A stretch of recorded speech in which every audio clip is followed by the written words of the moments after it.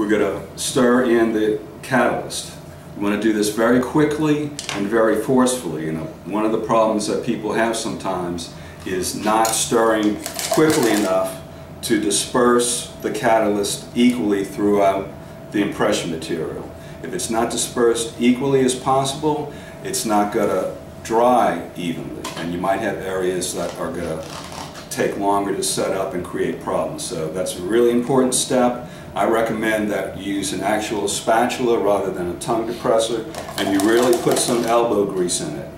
When I demonstrate, you'll see how much force I put in it. And of course, if you have a big beaker, you're going to have to apply even more force. Okay.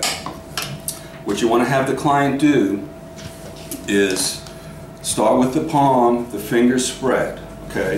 Once I apply the impression material with the catalyst mix in there, we have about 5 minutes, give or take, before it sets up. Okay, so we want to work quickly.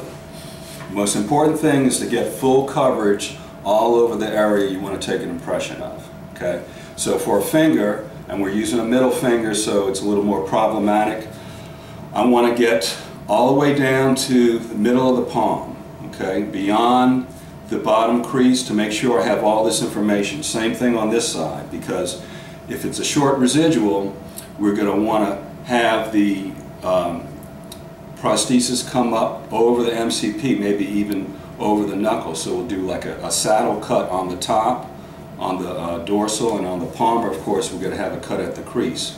But can't have too much information, so we want to make sure that we get a full impression. Okay? So when